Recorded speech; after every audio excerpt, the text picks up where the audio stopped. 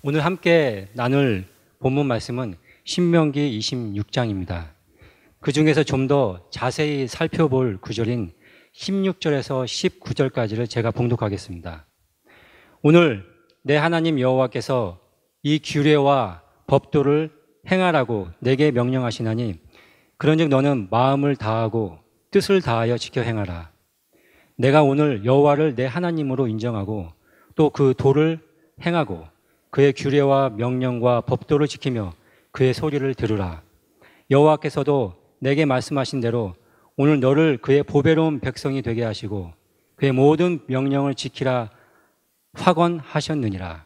그런즉 여호와께서 너를 그 지으신 모든 민족 위에 뛰어나게 하사 찬송과 명예와 영광을 삼으시고 그가 말씀하신 대로 너를 내 하나님 여호와의 성민이 되게 하시리라.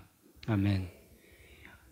오늘은 우리가 너무나 잘 알려진 영화 반지의 제왕으로 시작해 보겠습니다. 영화 반지의 제왕은 1892년 태어난 영국의 영어학 교수였던 존 로열 톨킨 작가가 쓴 반지의 제왕이라는 책을 바탕으로 만든 영화인데요. 톨킨은 제1차 세계대전 참전 후 우리가 잘 아는 옥스퍼드 영어사전의 편찬 관련 일을 하다가 리즈 대학 조교로 시작해서 옥스퍼드 대학의 고대 영어학, 영문학 교수 그리고 언어학 교수로 그렇게 재직했습니다. 자기 아이들을 위해 이야기를 만들어주던 톨킨은 그 이야기들을 모아 호빗이라는 소설을 출판하게 됩니다. 그런데 아이들뿐 아니라 어른들에게도 큰 인기를 끌게 되자 출판사가 후속작을 요청하게 됩니다. 옥스퍼드 대학 내에 작가 토론 모임이 있던 당시에 잉클링스라고 하는 그 멤버였던 당시 여러분이 잘 아시는 그 C.S. 루이스, 우리가 얼굴을 찾을 때까지의 저자죠. 나니아의 연대기, 그와 아주 절친한 친구 사이였습니다.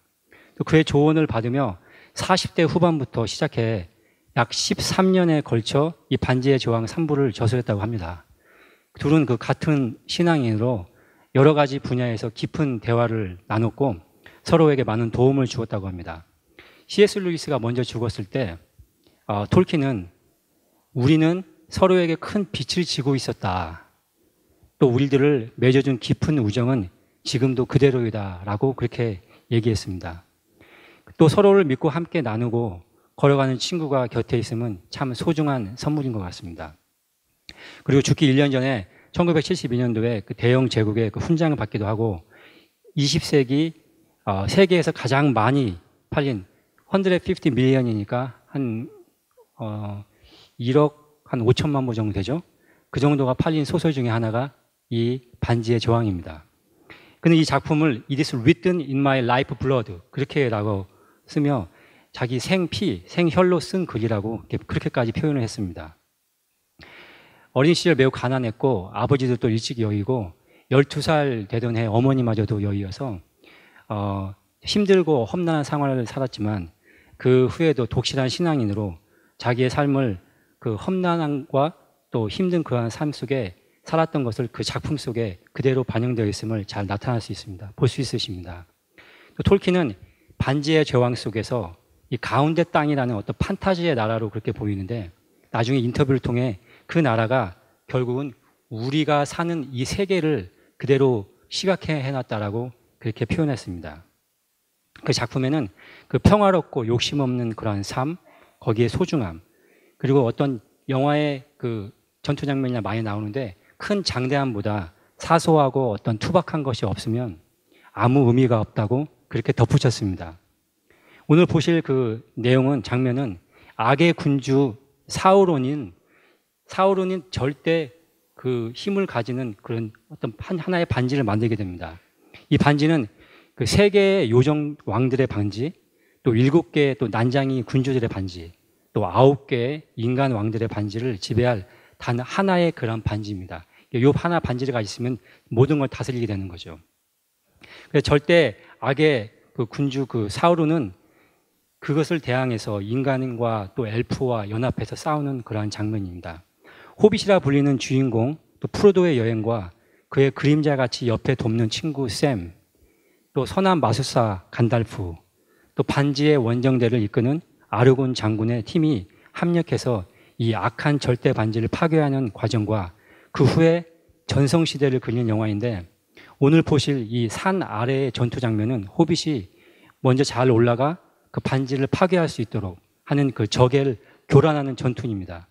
그리고 그 뒤에 따라오는 그 골룸이라는 과거에 착한 호빗이었는데, 이 반지에 대한 욕심 때문에 친구들 죽이고 또 마지막에 아주 추한 모습으로 반지와 함께 용암에서 파괴되는 그런 장면입니다. 그리고 후에 새로운 나라가 세워지고 평화와 새 역사가 펼쳐져 모두가 함께 서로를 위하는 평강한 나라가 시작되고, 이 프로도라는 호빗은 결국 영혼의 세계로 이 간달프 마법사와 함께 떠나게 됩니다. 그 중에 한 장면을 시청하시겠습니다.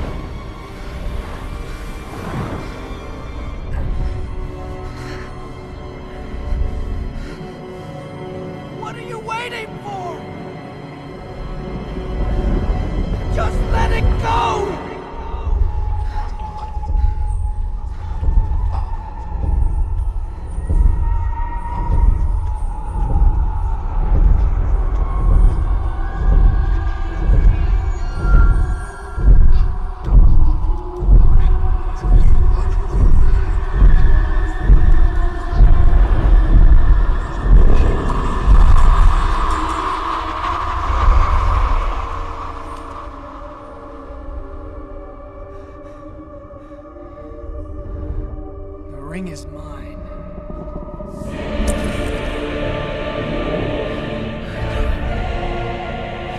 No!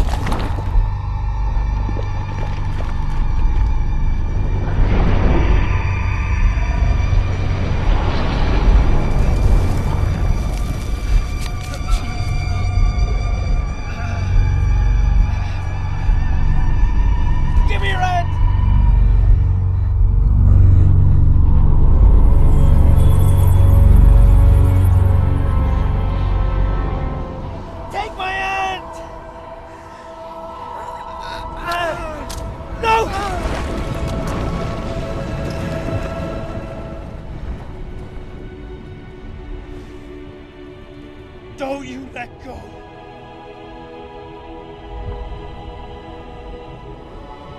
Don't let go. Reach!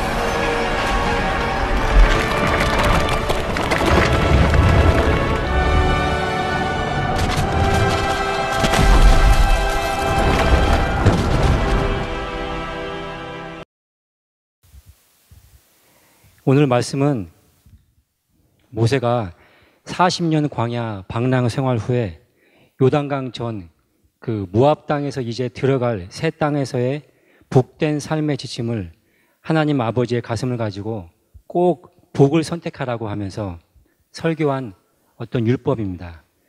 우리가 흔히 아는 그 모세오경은 창세기, 출애굽기, 레위기, 민수기, 신명기 그 맨 마지막 장에 있는 그 신명기에 그 새 땅에서의 삶의 지침을 어떤 로드맵 같이 설명하는 것으로 어제 새벽에 본문 말씀 12장부터 시작하여 길게 우리가 함께 나누셨던 그 10계명과 또 일상에서 지켜야 하는 그런 사항을 자세히 설명하고 또 오늘 26장에서 총 마무리하는 그런 결론 내용입니다.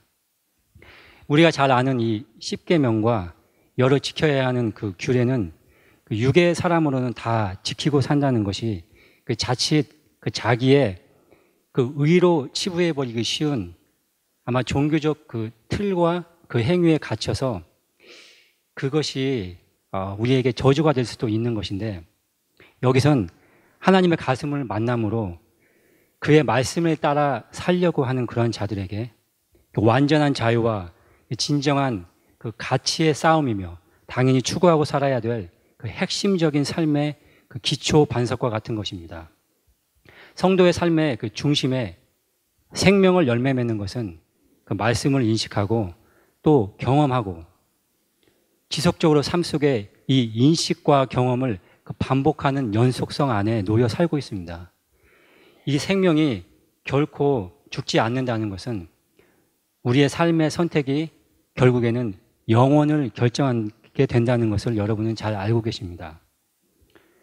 이 끊임없는 싸움 속에 그 안에 주님이냐 아니면 나와 내 에고냐를 따라 이 세상 가치를 선택하느냐의 결정은 모세가 말한 복과 저주를 너희 앞에 두나니 너희는 생명과 사망 중에 말씀을 꼭 복된 생명을 선택하라 그렇게 합니다. 그러면 우리는 매일 이 말씀이 거울이 되어 나의 모습과 때로는 나의 악함, 때로는 나의 거짓 그것을 볼 때 그냥 그것에 나에게 지금 현재 머물러 있는 삶을 보게 된다면 동시에 내가 싸워야 할 나의 선한 싸움이 무엇인지도 함께 만나게 되는 것입니다. 그것이 우리의 말씀 만나기입니다. 우리 삶 속에 말씀을 가까이 하시면서 그 속에서 만난 바울처럼 그 선한 가치를 선택하셔서 세상의 거짓 가치를 거슬러 올라가시는 성도님이 되시길 원합니다. 영혼을 향해 가는 길, 절망의 자리에 피는 형통과 항상 함께 합니다. 그 영혼을 향해 가는 길 속에 저희가 그 가장 좋은 잘 아시는 그 바울의 선교 여행 중에 그 유대인의 그 살해 음모 때문에 이제 바울이 로마의 죄수로 이제 호송돼서 로마 법정에서 재판을 받으려고 이제 이송되는 장면을 기억하실 겁니다. 가다가 풍랑으로 이제 배가 깨어져 한 섬에 걸려 구조가 됩니다. 이 멜리데라 하는 그 섬에 상륙하여 그곳 원주민에게 도움을 받고 또 구조받아서 3개월 동안 그곳에 머물게 됩니다. 그때 바울은 죄수로서 로마로 호송되는 아주 절망적 상태에 있음을 우리는 잘 알고 있습니다.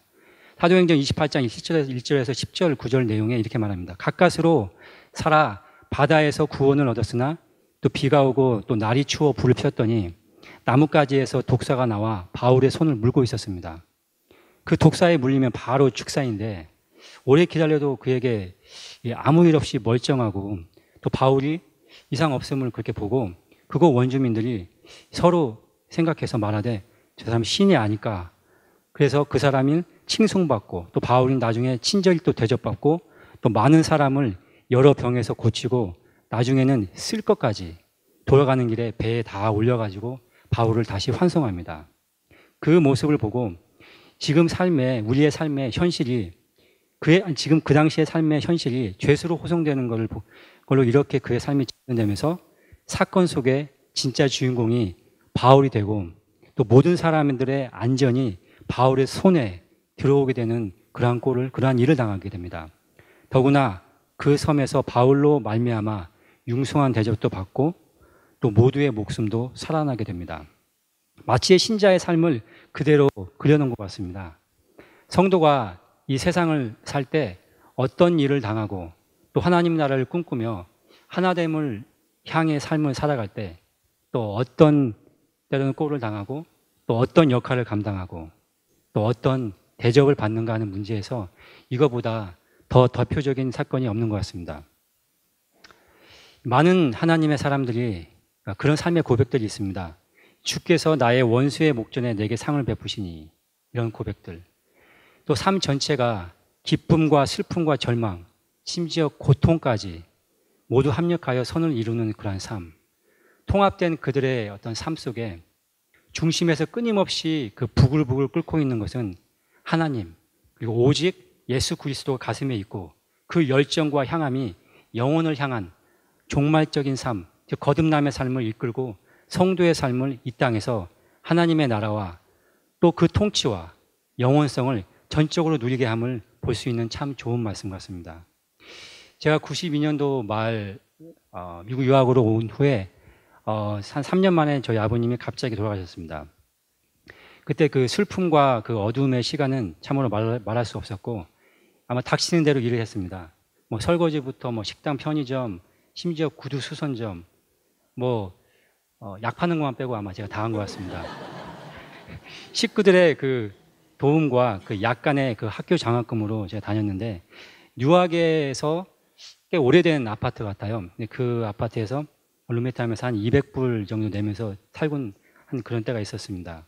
근데 밤에 그 아파트를 들어가려고 하면 너무 싫어요. 왜냐하면 불을 딱 켜고 문을 딱 열려고 그러면 시커먼 무슨 벌레 있잖아요. 그게 쫙 지나가는 거예요. 근데 그러한 시절을 되짚어 보면 결코 그 삶이 헛되지만 않고 그러한 삶을 통해 그들도 함께 이해하고 또 그러한 어둠의 상처들이 지금의 내가 있고 또 함께하는 가정이 또 있고 또 함께하는 우리 공동체가 있어서 참으로 고마움으로 그런 바뀌는 것을 보게 됩니다.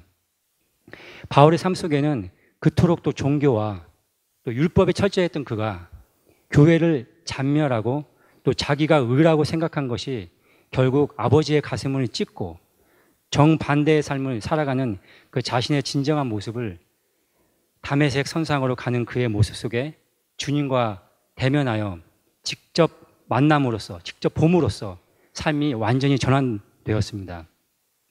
그 후에 그 가슴에 그 뜨거운 그 열정, 율법을 그렇게 지키고자 했던 그의 열정이 완전히 변하여 주님을 보고 그의 삶이 완전 무리 포도주처럼 그렇게 변하는 그러한 삶을 보고 어떤 마치 준비된 군대가 전쟁터에 들어가는 어떤 그런 삶을 보여주는 것 같습니다.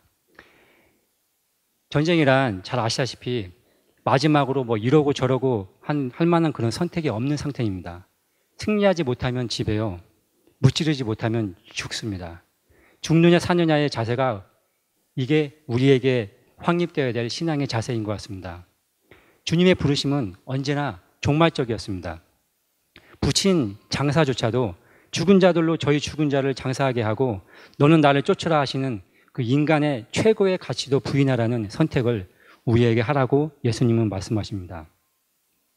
우리의 신앙이 요즘에는 종말적이라고 하면 지금 기독교 종교 시대에 오늘날 많이 오해된 표현 중에 하나로 너무 쉽게 오해돼서 삶이 어떤 염세적으로 가거나 현실 도피적으로 그렇게 이해하며 그냥 치부하는 그런 경우가 많습니다. 내세에 일어날 약속을 바란다고 하고 현실에서 숨어 살거나 적극적인 삶의 책임을 피하거나 세상 살아있는 동안 자기를 위해 그냥 마음대로 욕심대로 그렇게 막 살아버리는 그렇게 할 수도 있는데 그런 뜻이 종말적이 아니라는 것을 우리는 잘 알고 있습니다. 또 우리의 신앙은 본질적 영원함 속에 우리의 삶을 살아가면서 고난과 참된 자유를 맛보게 되는 것이 우리의 참 신앙입니다. 그것이 자기와의 싸움입니다. 선한 싸움을 싸우라고 하십니다. 히브리서 10장 32절 말씀에 너희가 빛을 받은 후에 고난의 큰 싸움을 견뎌낸 것을 생각하라. 에베소서 6장 10절에서 12절 말씀은 정말로 너희가 주 안에서와 그 힘의 능력으로 강건하여지고 마귀의 관계를 능히 대적하기 위하여 하나님의 전신갑주를 입으라. 우리의 싸움은, 우리의 씨름은 혈과 육을 상대하는 것이 아니요 통치자들과 권세들과 이 어둠의 세상 주관자들과 하늘에 있는 악의 영들을 대함이니라.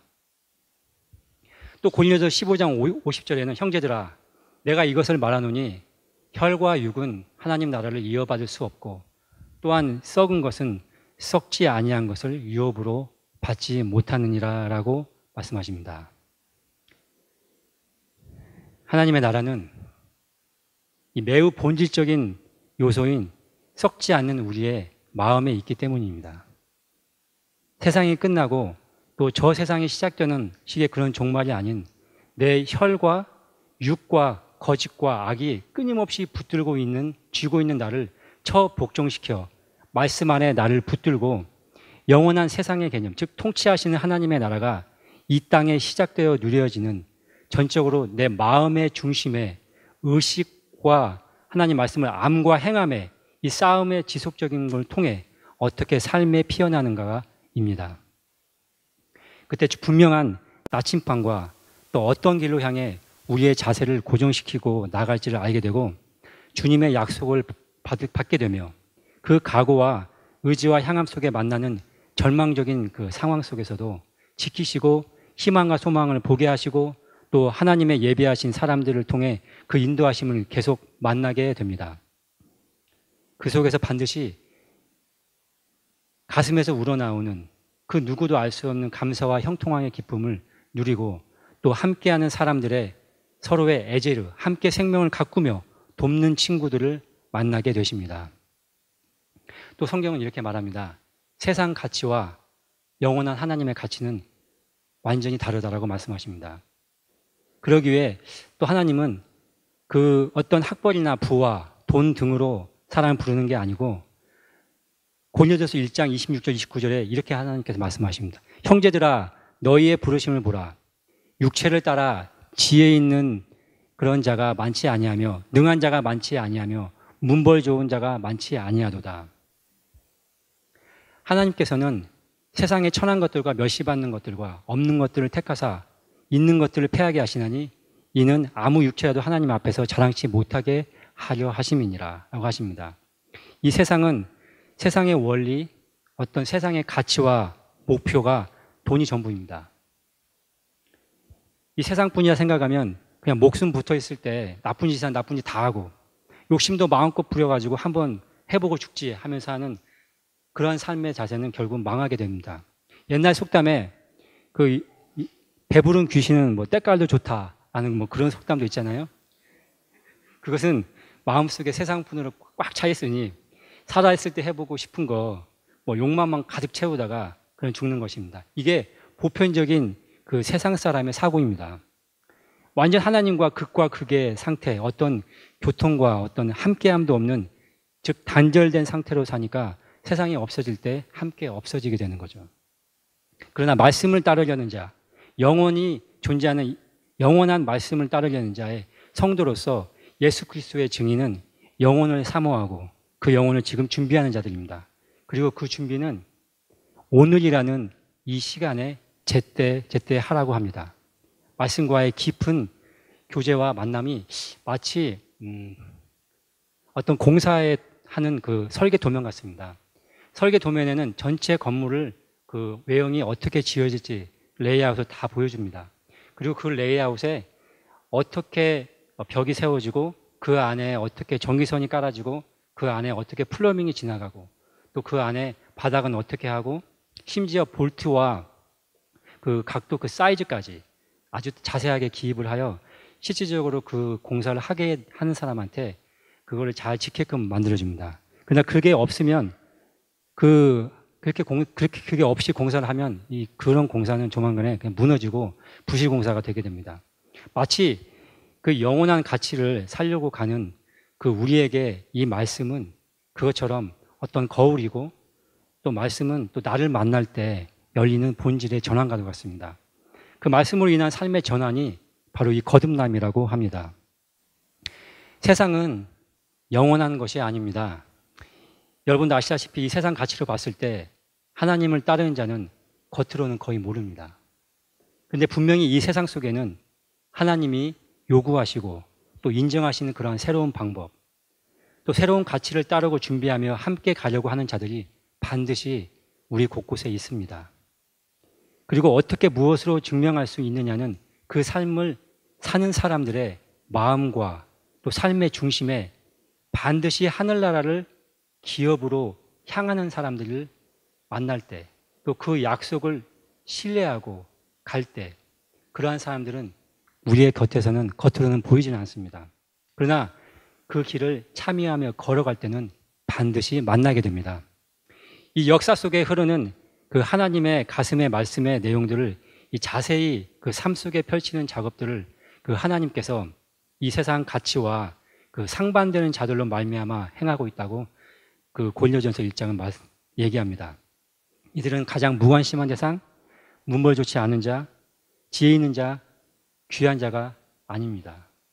멸시받는 자, 천한 자, 그러한 자로 말미암아 하나님이 이 일을 하신다 하므로 더 이상이 이 세상의 가치로만 움직여지는 게 아닌 이미 저 영원한 세상을 준비하는 자들에게 이 세상을 맡기고 그 길을 묵묵히 가고 있는 이들에 의해 하나님의 가슴과 역사는 지금도 움직여지고 있다고 말합니다. 생명을 사는 길에 대한 삶에는 반드시 반대급부가 일어나게 됩니다. 어떤 일이 딱 발생했을 때 예수 믿는데 내가 왜 이러는 거야 대체. 하나님이 계시면 좀 힘 좀 쓰셔가지고 이 상황 좀 확 바꿔주시지. 그리고 하나님 제발 죽은 다음에 좀 하지 마시고 지금 살았을 때 좀 저를 좀 어떻게 해주세요 하는 그런 막말하는 저항이 우리 주변에 많습니다. 요령과 그 흔히 말하는 그 기복신앙은 전부 하나님께서 일하심과 무엇을 요구하시는지의 근본 핵심을 전혀 모르고 있고 중심의 가치가 세상에 있으면서 영원한 삶을 보지 못하는 데서 시작한다고 봐야 합니다. 세상은 이 세상을 구하러 오신 예수 그리스도를 분명히 못 박아 죽인 곳입니다. 이 세상이 그들 죽였기에 예수 믿는 자들을 좋아하지 않는 것이 세상의 원리입니다. 근데 우리가 세상이 좋다고, 세상이 우리를 좋다고 한다면 지금 우리의 현 주소는 어디에 있는지 바로 알게 될 것입니다. 지금 내가 이 예수를 죽인 그 종교의 틀 안에 있는지 아님 함께함과 더불어 의의 삶을 향해 같이 걸어가고 있는지는 스스로 결코 간과해서는 안 될 것입니다. 다시 말해 진정으로 선한 싸움을 싸우고 계시든가 아님 세상 거짓과 타협한 상태인가 둘 중에 하나일 것입니다. 그래서 성도의 삶의 가장 큰 증거는 성경에서는 이 핍박이라고 증거로 듭니다. 마태복음 5장 11절에 나로 말미암아 너희를 욕하고 박해하고 거짓으로 너희를 거슬러 모든 악한 말을 할 때에는 너희에게 복이 있나니 그리고 기뻐하고 즐거워하라 하늘에서 너희의 상이 크미니라 그렇게 말씀하십니다. 사람들이 너희를 욕하고 핍박할 때 즐거워하라 하늘에서 너희의 상이 크다라고 합니다. 너희 전에 있던 선지자들도 사람들이 그렇게 대접했다. 이것이 성경입니다. 왜냐하면 삶의 원리와 목표가 근본적으로 다르기 때문입니다. 우리는 이 세상에 거짓에 치우쳐 세상에서 대접받지 못합니다. 결코 대접받지 못하고 혹시 그럴 생각이 있으시면 이 시간 버리시고 중심을 다시 한번 바로 세우시길 원합니다. 그렇지 않고 산다면, 왜냐하면 주님께서도 이 세상의 원리와 가치를 인정하지 않았기 때문에 더욱 그렇습니다. 사탄이 예수님께 건 시험 중에 마지막 시험이 무엇인지 여러분 다 기억하시죠? 내게 절하면 이 세상 만물을 내게 주리라. 그것을 단호히 거절하셨습니다. 근데 마귀의 거짓을 단번에 깨는 이 말씀이 오늘 신명기 말씀입니다. 기록하기를 주 너의 하나님께 경배하고 다만 그를 섬기라. 너는 나 외에는 다른 신을 섬기지 마라. 자기를 위하여 우상을 만들지 마라. 다시 말하 세상 가치를 따르지 마라. 너를 영원한 하나님의 자녀로 구별됨을 분명히 알라. 그렇게 말씀하십니다. 세상이 예수님과 동업하자는데 주님은 그걸 거절했어요. 반대편에 설 수밖에 없어요.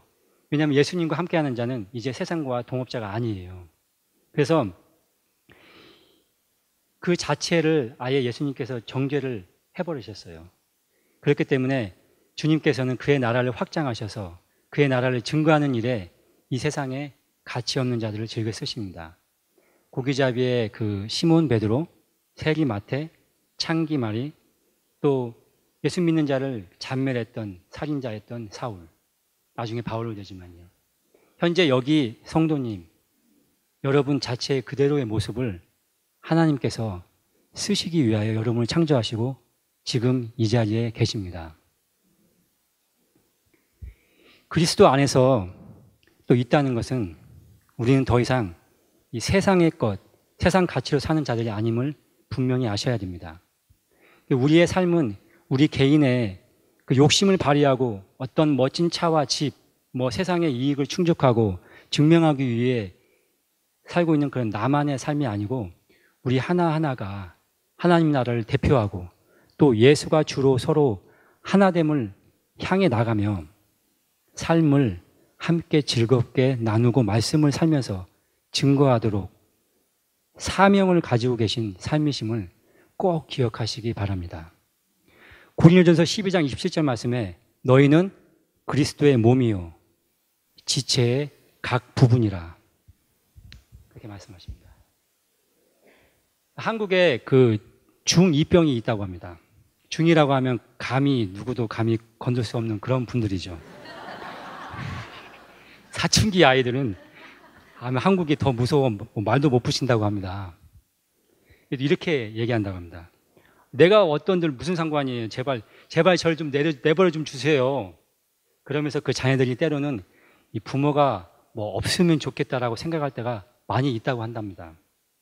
언제야 그러냐면 그렇게 쓸데없는 고집 부릴 때는 부모가 하지 말라는 짓 하고 싶을 때, 예를 들면 하루 종일 뭐 게임만 하고 싶을 때, 아니면 학교 안 가고 뭐 땡땡이 치고 어디 놀러 가고 싶을 때, 그런 녀석들이 많다고 합니다. 그래서 여기 우리 하나님 아이들은 참 착한 것 같습니다. 우리 신앙도 마찬가지입니다. 이 하나님이 싫어하는 것을 자주 하고 싶으니까 하나님이 없으면 좋겠다. 좀 살 동안은 제발 좀 저를 그대로 좀 놔셨다가 내 마음대로 좀 하다가 죽을 때나 좀 하나님 좀 저 좀 아는 척 좀 해주세요. 그렇게 하면 좋겠다는 그런 얄팍한 생각이 저 밑에 제 안에 자리 잡고 있습니다. 그러나 그렇지 않습니다. 우리의 삶은 나 혼자만의 것이 아닌 주님께 그 생애와 명예를 접붙인 삶입니다. 그래서 반드시 이 세상 가치가 쩍 하고 잘라져 동광이 나야 합니다. 그것 때문에 종교 형식과 지식과 생각에 갇혀 많은 사람들이 이 거듭남의 문턱을 못 넘어가게 하는 그런 현혹된 부분입니다. 오늘 신명기 말씀의 이 10계명은 우리가 살아가며 싸워야 할 영적 가이드라인이자 어떤 삶의 지표고 또 내 생명을 걸고 죽기까지 에고와 어떻게 싸우고 무엇이 나의 하나님 나라 그 통치와 복을 받게 될지 아니면 저주가 될지에 대한 하나님의 그 가슴 내용을 전달한 내용입니다. 예수님의 천국 백성 비유를 보시면 마태복음 22장 2절에 천국은 마치 자기 아들을 위하여 혼인잔치를 베푼 어떤 임금과 같으니 그 종들을 보내어 그 청한 사람을 혼인잔치에 오라 하였더니 오기를 싫어하거늘 하면서 이렇게 비유해 청한 사람을 아예 돌아보지도 않고 어떤 사람은 자기 밭으로 그냥 사업하러 가고 어떤 사람은 종이 오니까 그냥 모욕해서 그냥 죽이기까지 하고 그런 임금이 대단히 노하셨어요.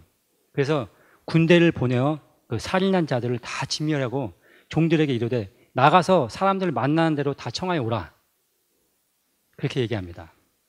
그래서 악한 자나 선한 자 모두 다 데려오니까 손님이 이제 그 천국 잔치, 혼인 잔치에 가득했어요. 근데 그 중에 예복을 입지 않은 한 사람을 보고 어찌 예복을 입지 않고 여기에 들어왔느냐 하니 그 사람은 아무 말도 못하게 됩니다. 그래서 임금이 말하되 그 손발을 묶어 바깥 어두운 데에 던지라. 거기 슬피 울며 이를 갈게 되리라. 청함받은 자는 많으나 택함을 입은 자는 적으니라. 라고 말씀하십니다. 청함받은 자, 어떻게 보면 종교인이죠. 그리고 율법주의자 바리사인을 향해 하신 말씀이죠. 척하는 형식적인 교인이죠.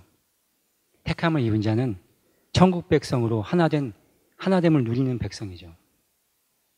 그리고 또 계속 마태복음 22장 15절에 계속 여의 바리새인들이 그 말을 듣고 가슴에 찔리니까 예수로 말에 올무에 걸릴까 상론하고 그렇게 얘기합니다. 그러니까 그때 바리새인들과 헤롯 당원이 이제 같이 모여서 어떻게 저 예수를 죽일까 하고 이제 고민하고 얘기를 하는 그런 장면을 볼 수 있습니다. 왜냐하면 헤롯 당원이 오게 되면 바로 즉결해서 예수를 처할 수 있거든요. 즉결 처리를 해서 할 수 있으니까 같이 모이게 된 거죠. 종교와 그 정치의 완전 합세에 아주 좋은 예예요. 그래서 예수를 바로 즉심에 처하여 없애버리라고 물어봅니다. 선생님이 우리가 아는데 당신은 참되시고 참으로서 하나님의 도를 가르치는데 정말 아무라도 거리끼는 일이 없으니 이는 사람을 외모도 보지 않으심입니다. 그럼 당신 생각에는 어떠한지 한번 물어봅니다. 가이사에게 세를 바치는 게 좋습니까? 아마 하지 말까요? 그렇게 하니까 예수께서 저희의 악함을 아시고 가라사대 외식하는 자들아 어찌하여 나를 시험하냐. 가이사의 것은 가이사 것, 하나님 것은 하나님께 바치라고 얘기합니다. 그리고 이 말씀을 듣고 기이 여겼다고 했어요. 기이 여겨 예수를 떠나니랍니다. 또 바로 뒷장면에는 그 다음 장면에는 사두개와 부활 논쟁이 또 나옵니다. 그리고 예수가 또 불법사가 예수를 시험하려고 그 물은 질문이 나오는데 이렇게 얘기합니다. 선생님, 율법 중 어느 계명이 크니까? 이렇게 하니까 마태복음 22장 37절 40절에 내 마음을 다하고 목숨을 다하고 뜻을 다하여 주 너의 하나님을 사랑하라 하셨으니 이것이 크고 첫째 되는 계명이요. 둘째도 이와 같으니 내 이웃을 내 자신같이 사랑하라 하셨으니 이 두 계명이 온 율법과 선지자의 강령이니라 라고 하십니다.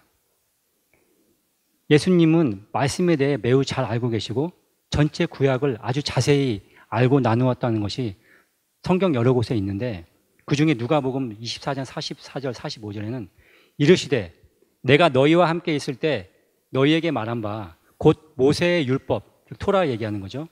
선지자의 글과 또 시편의 그 잠언 등 그 나를 가리켜 기록된 모든 것이 이루어져야 하리라 한 말이 이것이라.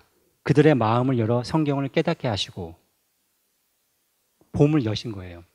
성경의 모든 전체 구약의 토라와 또 나빕, 선지자의 글은 나빕이라고 부른다고 합니다. 그리고 애가, 그 다음에 잠언서, 시편, 그것은 케투빔이라고 그렇게 부른다고 합니다. 근데 보시듯이 이 예수의 삶의 중심에는 구약 전체의 말씀뿐 아니라 이 말씀에 이끈 결과인 천국과 또 영원한 나라와 또 본질의 세계를 꿈꾸고 함께 나누셨습니다. 이 네 마음을 다하고 목숨을 다하고 뜻을 다하여 주 너의 하나님을 사랑하라 하셨으니 이것은 10계명의 제1에서 5계명, 즉 하나님과 아버지, 그러니까 우리가 하나님의 아버지의 가슴과 나의 가슴이 교감하는 어떤 그러한 삶을 너희는 첫 번째로 살고, 첫 번째 그걸 목표로 삼고, 둘째 네 이웃을 네 자신과 같이 사랑하라는 것은 결국 10계명의 6에서 10계명인 이웃과의 관계 속에 너희의 내적 성결뿐만 아니라 외적으로 서로 존중함을 이 두 문장으로 함축해 놓으신 말씀입니다. 그리고 이 말씀에 깊이 젖으신 예수님의 그 삶을 살고 계심을 여러분은 알 수 있으십니다.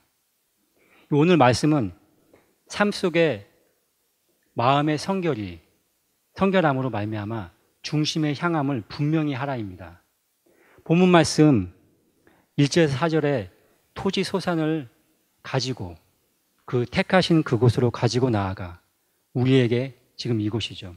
함께함으로 삶을 가꾸는 그곳에서 만물, 그러니까 각자 얻은 예전에는 첫 아들이나 장자, 그 구별한 예물을 드리고 그 약속하신 땅에 이르렀다 할 것이요. 그렇게 고백으로 시작합니다. 후에 제사장은 그 얻은 열매를 정성스럽게 광주리에 모아놓은 걸 가져다가 여호와의 단, 그 성막 앞에 놓을 것이며, 그리고 고백이 또 이렇게 시작됩니다. 그 고백의 패턴은 과거에 우리가 유리하고 방랑하였다. 애굽에서 살면서 번창했다. 그런데 그 애굽 세상의 학대가 있더니 부르짖었다. 그랬더니 그 음성을 들으시고 인도하시고 약속하심을 택하신 젖과 꿀이 흐르는 땅을 주셨으니 주 앞에 이제 감사로 나아가며 그로 얻은 이 첫 소산, 그 감사를 선포하고 여호와 앞에 경배한 후에 객과 고아와 또 과부와 레위, 가난한 자와 함께 먹고 배부르게 나누고 즐거워하라입니다. 이 고백의 패턴이 삶에 반복될 때 두려움과 거짓이 쓰러지게 되고 또 나를 따뜻하게 하고 또 세상을 복되고 따뜻하게 합니다. 왜냐하면 중심의 향함에 하나님은 자기 자신 전부를 내어 그 약속을 우리와 지키시기 때문입니다.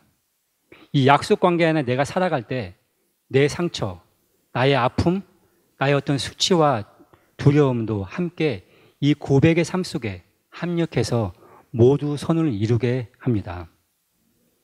이 반복적으로 일어나는 이 삶의 고백의 패턴은 우리의 삶 속에 어떤 약속의 삶의 번성과 세상의 핍박 속에서도 있을 때마다 주님께 부르짖고 그 부르짖는 우리의 마음을 주님은 들으시고 또 우리를 인도하시고 약속을 이루어주심을 또 그거에 따라 주 앞에 구별된 예물과 삶의 열매로 함께 먹고 즐겁게 나눔이 이 세상 속에 하나님 나라를 살 때 반복적으로 함께 우리들 안에서 피어나는 것입니다. 마치 이런 것입니다. 내 안에 세상 가치를 쫓는 걸 봤습니다. 쉽게 정죄의 판단이 내 입에서 흘러나올 때 한번 스스로 멈추게 됩니다. 그리고 침묵하고 나의 모습을 주님이 만약에 보시고 계시다면 뭐라 할지 한번 이미지를 그려봅니다. 그럼 대단한 세상의 저항이 나에게 옵니다. 그때 기도하시고 그리고 마음의 중심을 주님을 신뢰함으로 선으로 이길 수 있도록 요청하십시오. 그럼 반드시 나를 속이는 거짓과 악이 보이고 쓰러질 뿐 아니라 내 안에 존귀함을 만나고 반드시 나를 누리게 되며 내가 누리는 땅, 그 지경이 넓어지게 됩니다. 다른 여러 가지 방법도 좋습니다. 하지만 반드시 세상 가치가 아닌 말씀의 가치를 조금씩 선택할 때 이르는 핍박과 내 안의 갈등, 그 아픔과 절망을 만날 때 주님을 부르짖고 나아가면 반드시 음성을 들으시고 인도하셔서 모든 절망적 상황까지도 합력하여 복됨으로 이끄심을 반드시 만나게 되실 겁니다. 그것이 우리 삶의 예배입니다. 여러분이 아시는 이 바울같이 그 사람은 신자라면 마땅히 가야 할 자리에 선 사람입니다. 그리고 우리 모두에게도 각자의 삶 속에 허락하셨습니다. 우리에게도 왕 같은 제사장의 자격을 주셨고 계급 없고 차별 없는 그리스도의 십자가의 보혈이 우리를 담대케 하고 또 일어서게 합니다. 지금도 그런데 그렇지 못하다면 우리 각자가 그 시점 어느 부분에서 지금 도망가고 있기 때문입니다. 상대방의 어떤 상황에 대해 핑계를 대고 도망가든지 삶의 기준과 어떤 신앙의 근거를 말씀으로 삼지 않고 남이 이렇게 하니까 등 어떤 타협하는 이유들을 핑계로 삼고 슬쩍 내 삶 속에 밀어 제쳐버린 부분이 있습니다. 그걸 우리는 각자 스스로 분별하시고 결심하셔야 됩니다. 말씀 앞에서, 하나님 앞에서 자신의 신앙을 점검하시고 하나님 앞에서 인정받고 칭찬과 꾸중을 반드시 지금 이 시간이라는 이 시간에 분별하셔야 합니다. 수많은 사도들이 선 자리에 여러분이 서야 되고, 이 시대에 바울이 남긴 말을 여러분의 말로 남기셔야 됩니다. 그리고 이러한 고백 속에 각자의 우리 삶이 지속적으로 피어나 하루가 1년이 되고, 또 삶의 그 고백과 또 복됨과 인격의 고귀함이 조금씩 자라가 되고, 무엇보다 자기 자신 스스로에게 그런 뿌듯한 그러한 삶을 살게 되는 것입니다.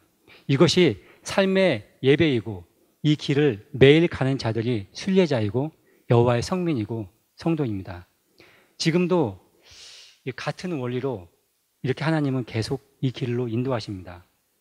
세상 가치와의 싸움 속에만 이 인도하심을 만나고, 그때 부르짖을 때 들으심으로 응답하고 하나님과의 그 깊은 어떤 인터랙션, 소통이 일어나서 서로 이 진동이 깊어지는 그 참된 부모 자식 같은 그런 관계로 자라게 됩니다. 그 우리 아들 이삭이가 저에게 뭐 요구하고 뭐 해달라고 할 때는 뭐 굉장히 담대합니다. 뭐 아빠 뭐 해줘, 뭐 조건 없이 막 마구 그냥 뭐 해달라고 합니다. 그냥 담대한 거죠. 지가 뭐 했다고 뭐 저한테. 근데 1년 동안 잔디를 깎게 했습니다. 그러니까 자기 스스로 그 잔디를 깎은 거에 대해서 나는 너 아빠랑 약속을 지켰다 이거죠. 그렇기 때문에 담대한 거죠. 뭐 이게 어떤 이러한 그 참된 관계 속에 그러한 삶을 살아가는 것이 하나님의 인도하심입니다. 근데 우리가 특히 요즘 예배라고 하면 지금은 종교 형식을 먼저 떠올리는 세대가 되어 가면 참 안타깝습니다. 그냥 종교 형태로 변형된 지금 시대에 꼭 피어나야 할 하나님의 가슴입니다. 이 삶의 고백의 패턴이 이 성육되시길 꼭 바랍니다. 12, 15절은 11조와 성물에 대해서 말씀합니다. 성물을 거룩히 구별함입니다. 그것은 궁핍함이 없도록 너희들이 하나 되어 살라고 하십니다. 그리고 반드시 구별된 예물로 객과 레위와 고아와 과부와 함께 즐거워하고 먹어 배부르게 하라. 그것이 생명 나눔의 복이라고 본문은 말씀합니다. 삶 속에 하나님이 간섭하셔서 이 약속을 이루시는데 서로의 약속이지 나만 지키는 게 아니고, 나 스스로의 이익만이 아니고 나눔으로 삶의 초월과 지경의 복이 나타나니 당연히 함께 예물로 나누게 되겠죠. 16절에서 19절 마지막 말씀은 마음을 다하고 그래서 성품을 다하여 지켜 행하라. 그리고 여호와 너희 아버지 하나님 앞에서, 여기서 하나님은 엘로힘 그렇습니다. 만군의 통치자입니다. 만군의 통치자가 구별된 하나님의 구별된 백성이니 그 세상에서 너희는 구별되어 살고 그 구별된 성도로서 구별된 성물을 함께 드리고 나누는 관계로 자연스럽게 자라가라. 그리고 너를 자기의 보배로운 백성으로, 우리를 트레저드 피플이라고 합니다. 보배로운 백성이라고 그렇게 하나님이 부르시고 지키시고 반드시 함께 하시고 복 주신다고 그렇게 약속하십니다.